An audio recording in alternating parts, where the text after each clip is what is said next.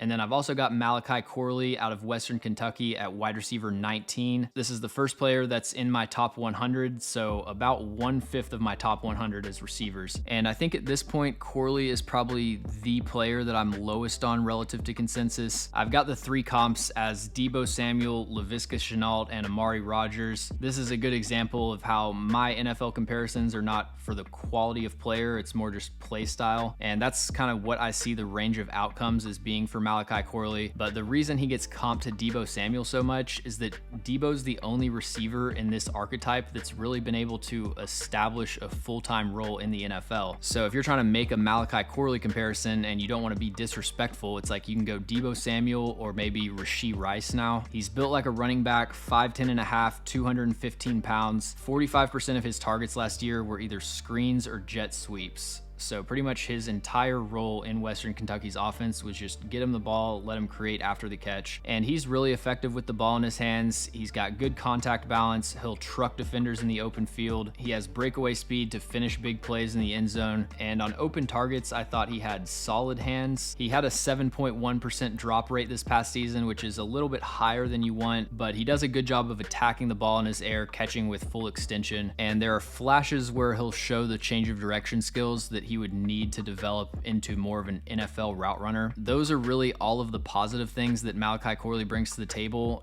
and I just don't think that's enough to take him earlier than like late third round. The yak skills are really good, but I wouldn't describe it as special. I think Rondale Moore, for example, was more dynamic with the ball in his hands than Malachi Corley. He gets talked about like he's this generational yak threat. I mean, he forced 15 missed tackles this past season on 79 receptions. He's strong and powerful as a runner, but the elusiveness is just above average. He's one of the worst contested catch receivers in this class. He has a career contested catch rate of 26.5%, very uncomfortable tracking deep targets. At the top of routes, he's unable or unwilling to separate with just footwork. He runs himself into contact, lets corners get back in phase. Unless it was a design double move, he didn't show a whole lot of nuance to manipulate corners' hips and set up his breaks. So he's a decent player, but in this receiver class especially, I mean, he's 59th on the consensus board. I just did not think his tape or his performance at the Senior Bowl really warrants that.